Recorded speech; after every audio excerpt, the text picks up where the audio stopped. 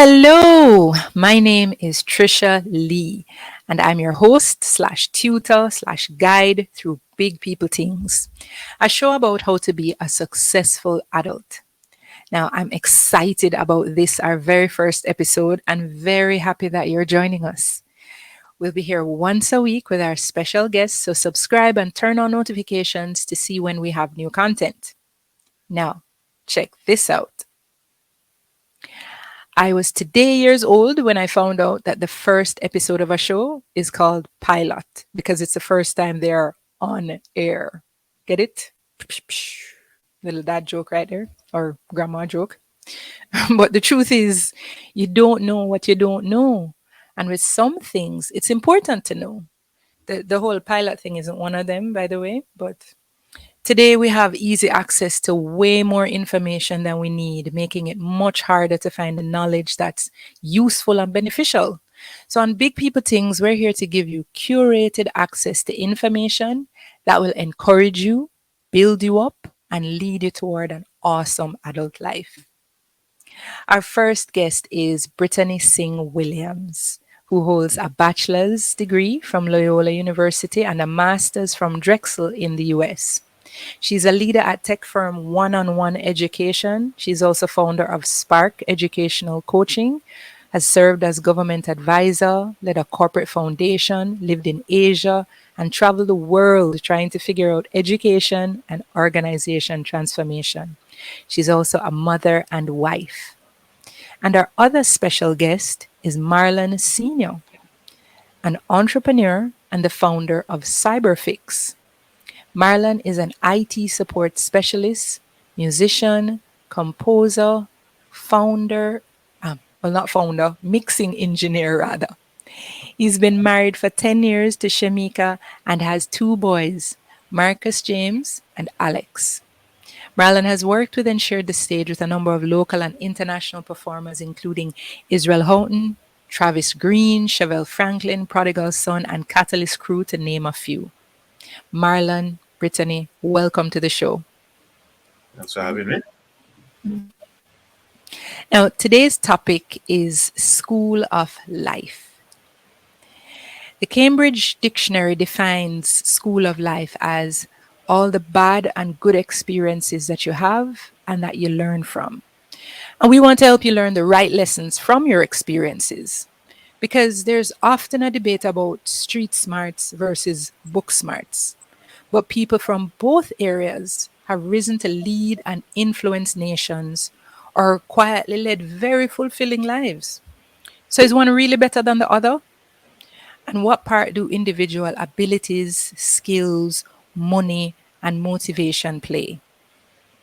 So as we explore what successful adulting looks like, let's unpack this idea. So, Marlon, let's start with you. Tell us a little bit about your educational experiences and where you are in your career today.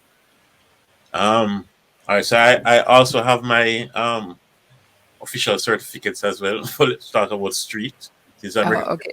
street. All right, so I grew up in a small community in Portmore called Westport, which is I think very influential in how I am today because I find it that I find that that is missing where a set of boys in the same age group, about 20, 30 of us grew up in the same community. So we run boat, play football together. You understand? You run boat or you run boat? Run boat, or sorry, run boat street. Sorry, let's go street. Run boat, play Yeah, ball. we know, guess about your street credentials, Sorry, yeah. So we really bad. Play football, look woman, all of these things.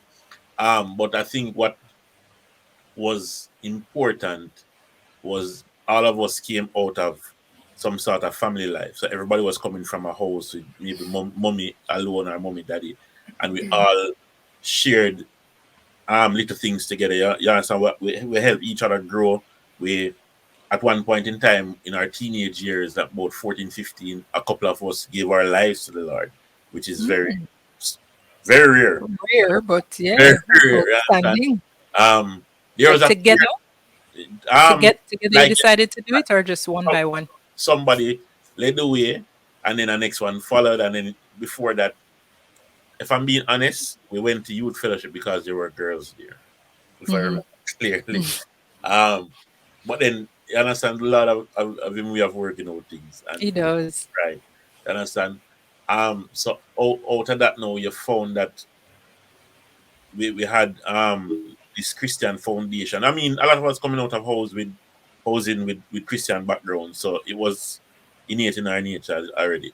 So I remember at one point later on in our teenage years when there was the possibility for guns to enter our circle.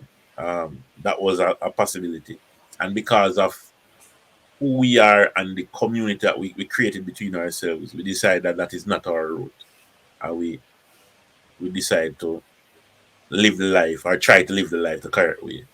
And Okay. that is basically my street education. In the small community of Westport with a lot of friends that I have today at 40, Hmm. from about 12-year old. Okay. And that's Westport in Portmore. Westport, Portmore. Not a bad community, but it's still the streets. Yes, I get you. And what about your career today? I am I am the CEO, small firm, CyberFix, where we do IT support for small to medium companies. But I do mostly music. I find I'm doing mostly music now, where I mix, master, produce songs for. Over the past couple of years, it was mainly for church, for my church, Transform Life Church. But it has branched off into now more up and coming artists.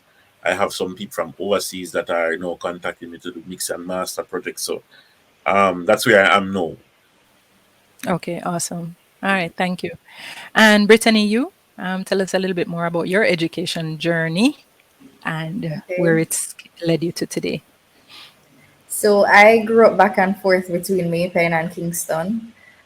So I would have started school in Maypen and then eventually come to Kingston.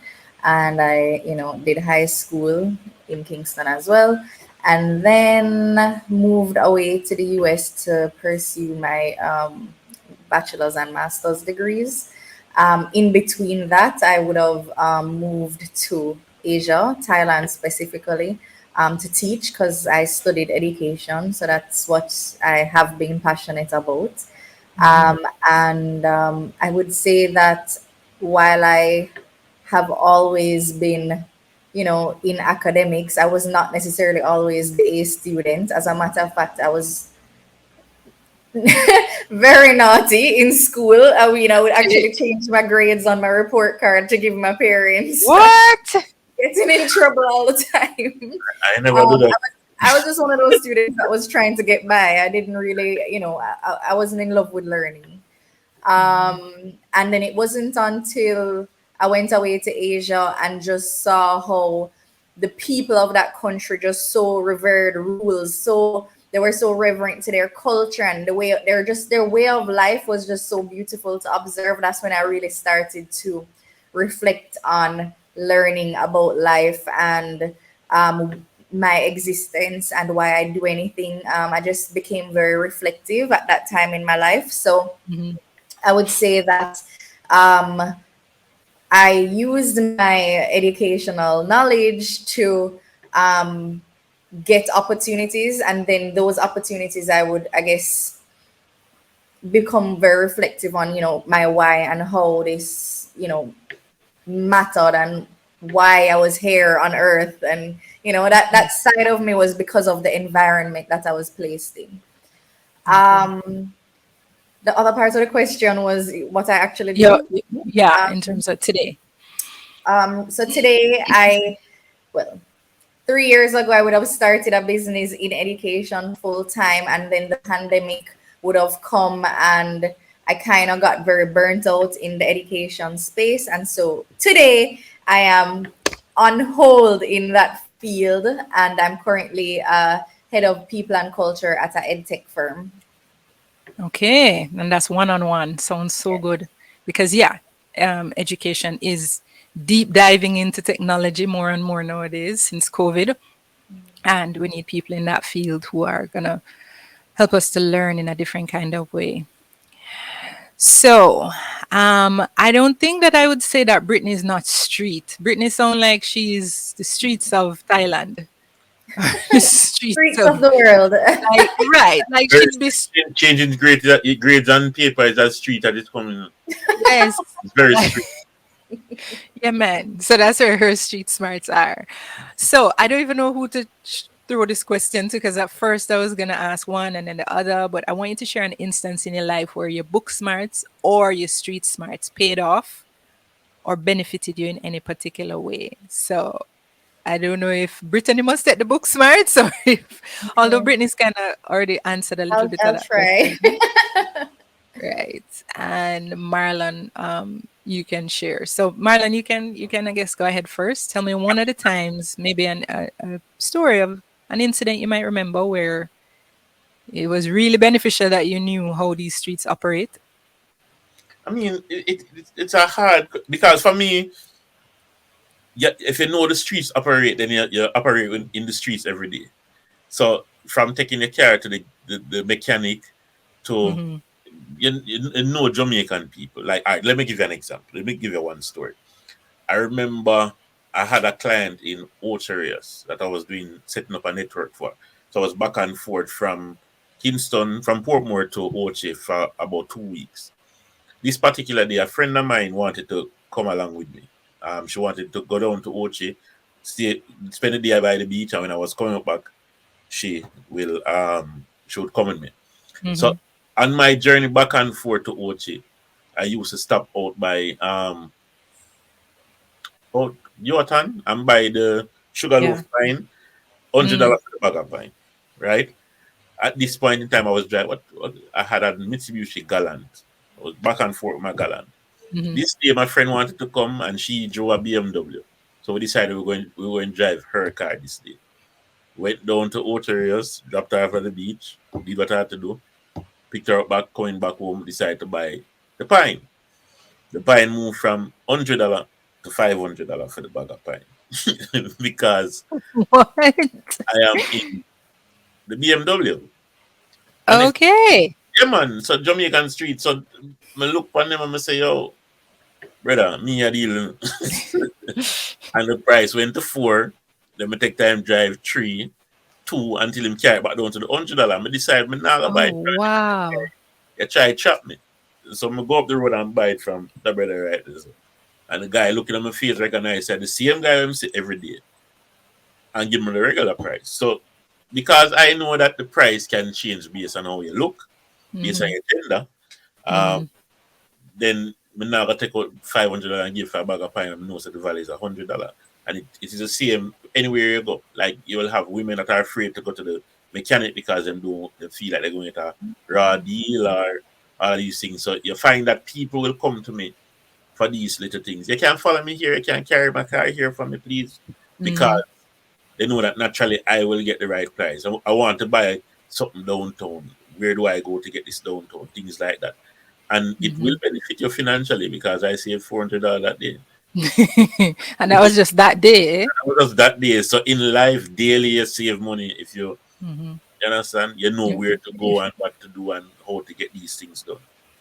Okay. Lessons Okay. from the streets. That's an interesting story, and I'm sure that's a very helpful one because you probably have a lot of instances, not just with food alone, but um, even with getting other things like, as you said, not just to the mechanic, but even to buy a car. Things like that. Right. Sometimes you have to know Hmm. how Jamaican people operate, Yeah. or how people of the world operate, Mhm. because it happens in other countries too as well. So yeah, Brittany, Yeah. what's your story? Yeah, so I guess a time when being or having my degrees and certification would have helped me was actually getting through the door of being a government advisor for the Ministry of Education. I Hmm. got to serve in that capacity when I was 27 years old, and that was just because Oh of wow. the work that I had done in different communities, Hmm.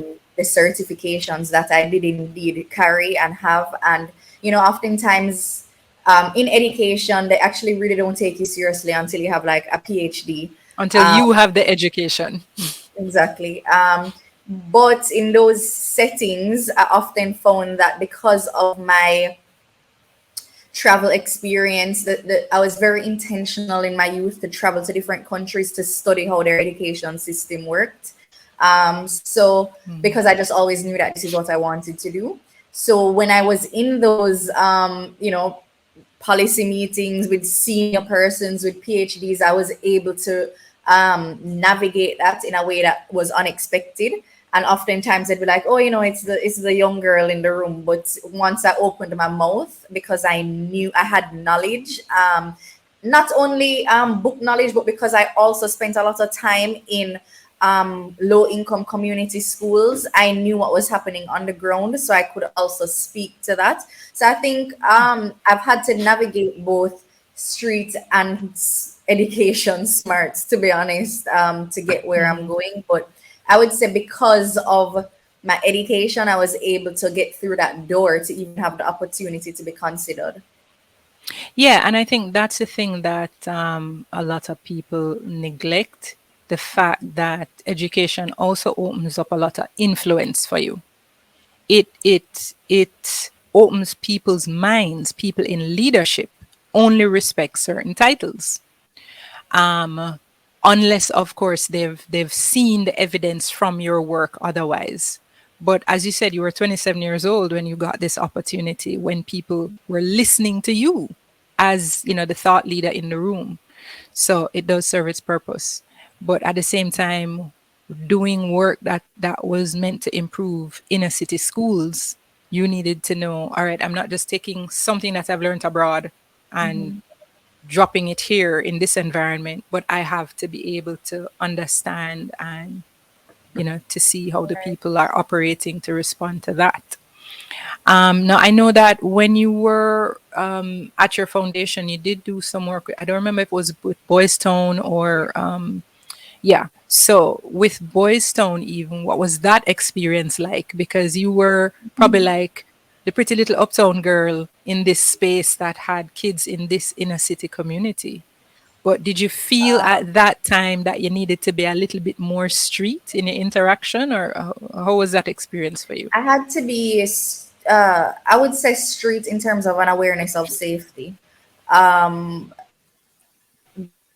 because I was going into communities that, people are wondering, why you're here. And, so I would say my very first time getting involved in those communities, the people that I went with actually walked me through. I went through all the lanes, all the communities, so that they knew that this was a safe person.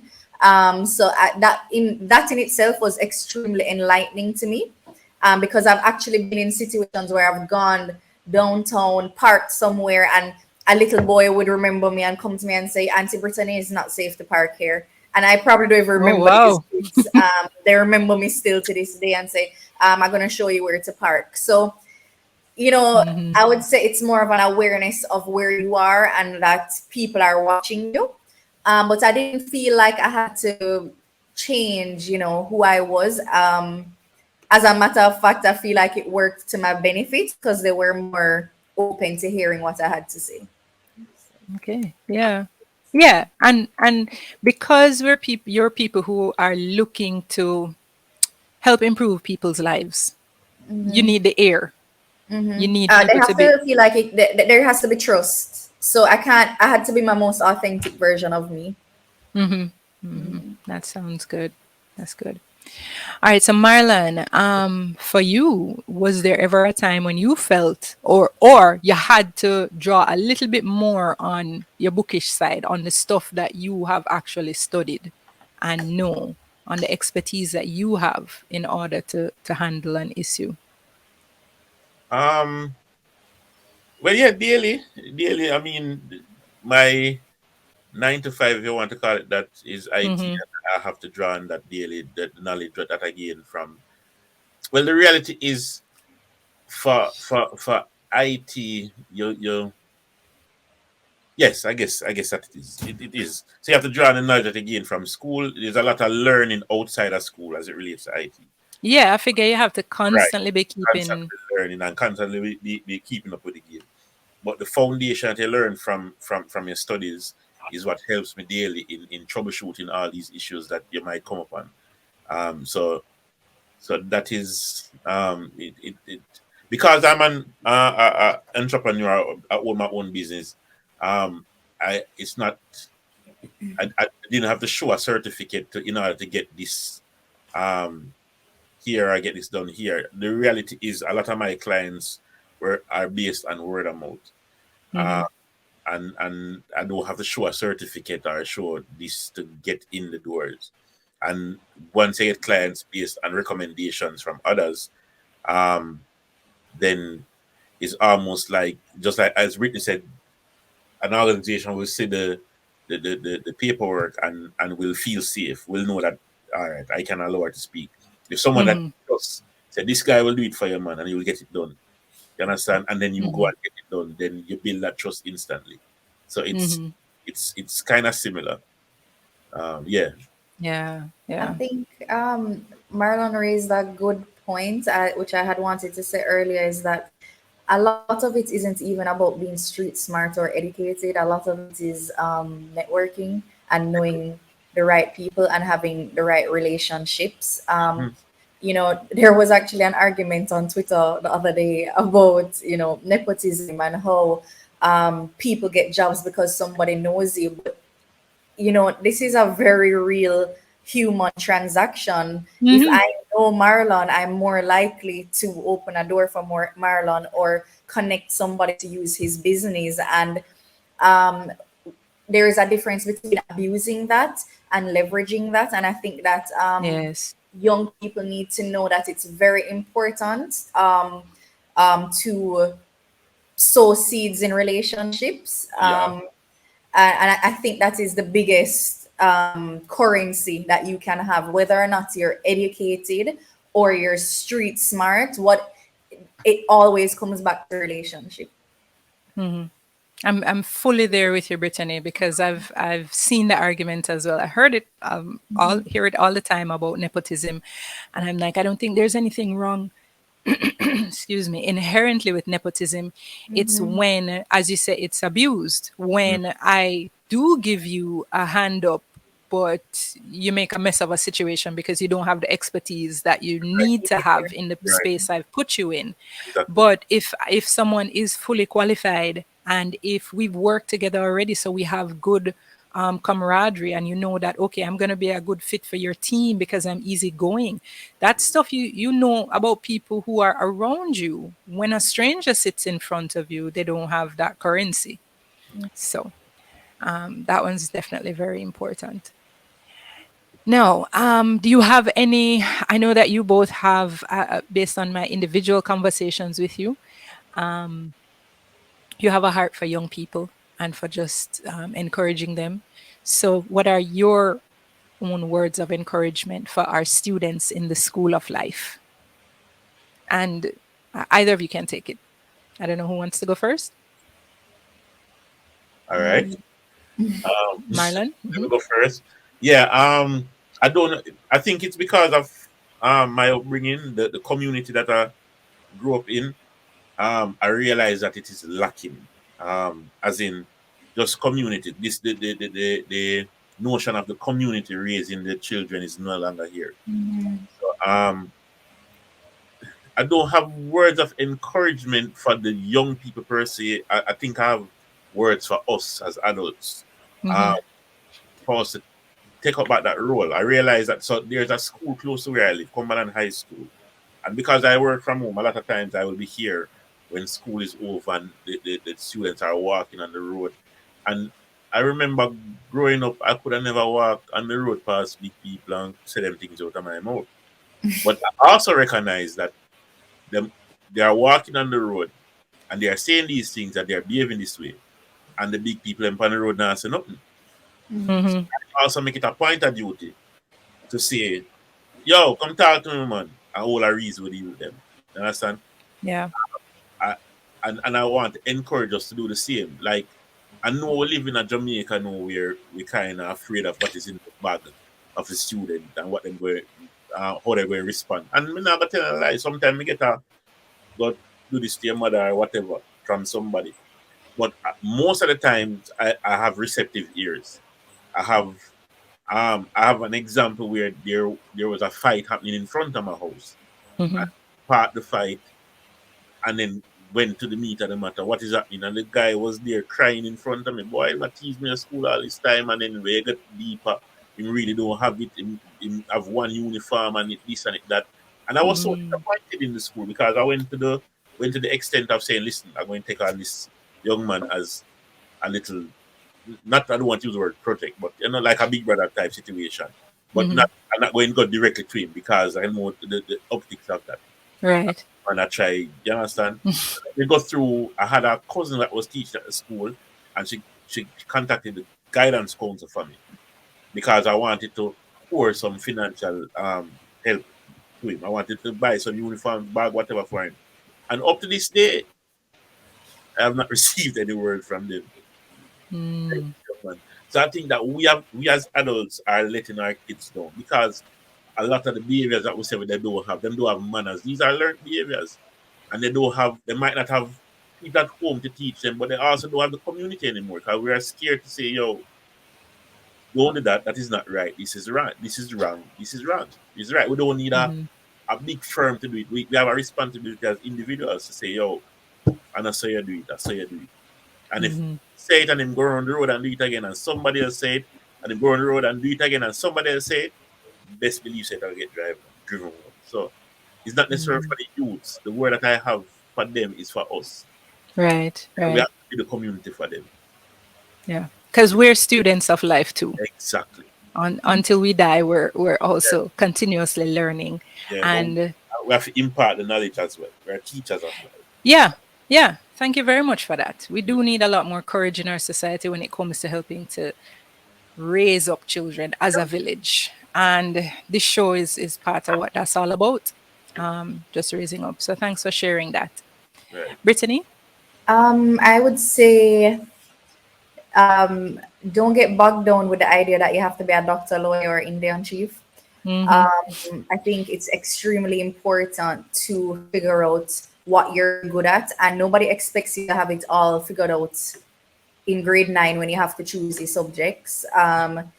You need to just think about what you're actually really good at and how you can excel in that area Mm-hmm. and get skills that you can carry through anything that you decide to do.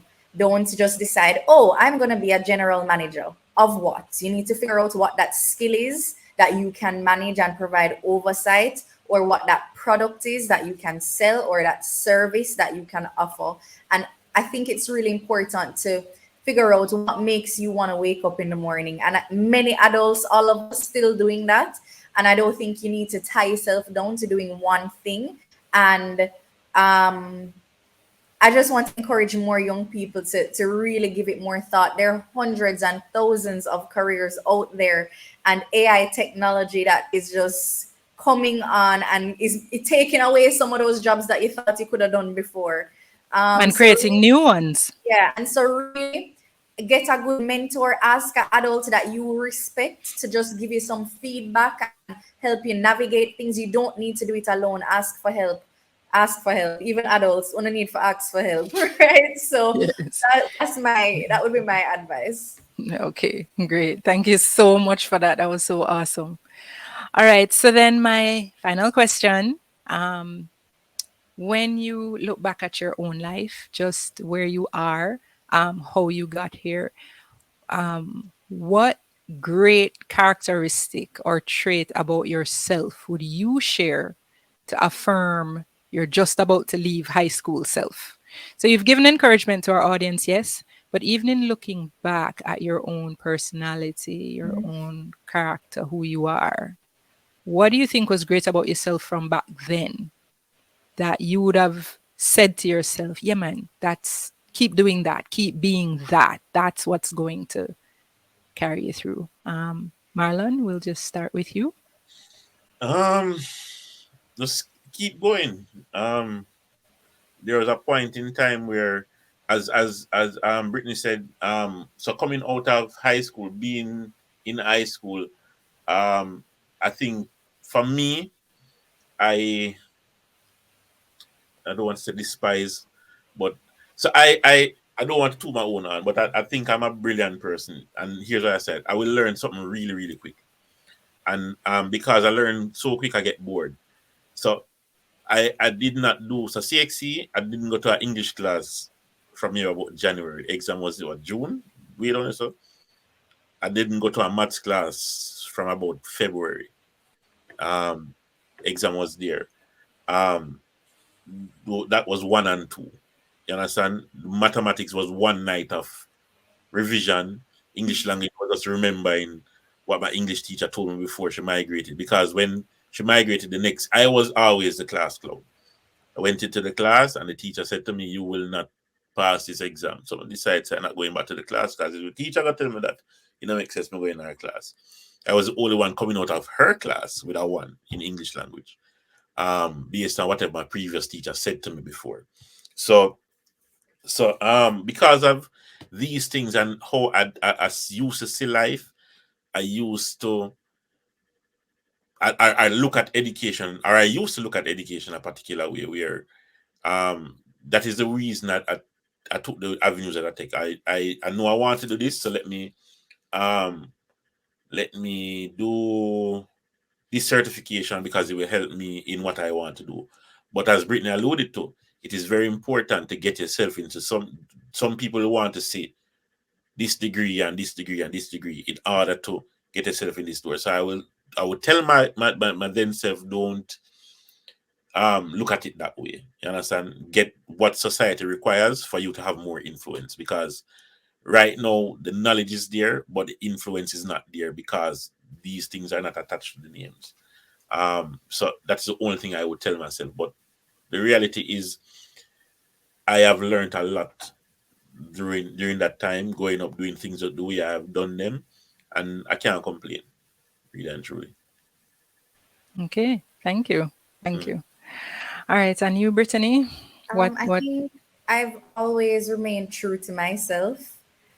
Even when it made me unpopular and I didn't have the friend group I wanted in high school right up, I kind of always knew what Brittany wanted and what Brittany wanted to achieve. I mean, even when I was deciding on my degree in college, my advisor was not on board, and I just kind of I knew what I wanted, so I had to advocate for myself. So I think Mhm. the characteristic I would say is just, advocating for myself and learning to give myself some grace in adulthood. I think I've done better at that. I clearly didn't do that in high school, but all along I was always very clear about what I wanted to achieve, even if it didn't make me popular. And so I think that's an important characteristic that I have and that has taken me through. So yeah, that would be my answer. Okay. All right. Thank you so much. I think that's very instructive for young people coming up as well, to accept that you're brilliant, because that's what I hear Marlon saying. And that's one way to encourage yourself. You're probably more brilliant than you realize. Mhm. And also, you're probably more steadfast and focused than you realize. Know exactly what you want and are able to go against the crowd if you feel that is the best thing for you. So, whether it's easier for you in the classroom or in these streets, the key thing is acceptance and focus. Accepting who you are right now and focusing on setting and accomplishing your goals. So, thanks again, Brittany and Marlon. Mhm. Thank you for having us. Yeah. And thank you, our students, for watching. You can connect with Marlon and Brittany at their social media links, which is in the description below. And you know where below, if it's my left or my right. So you can go ahead and click subscribe now. And of course, share the link everywhere. You can also follow us on Instagram, TikTok, and Twitter at big.ppl.tings. Ask your questions in the comments and we'll respond. And we're definitely looking to your feedback because we'd love to know what are some future questions or topics you'd want to have on. So you can drop that in the comments and we'll follow up. And it's our prayer that you found the show helpful. And so we leave you with this quote: tune your ears to wisdom and concentrate on understanding. Proverbs 2 22.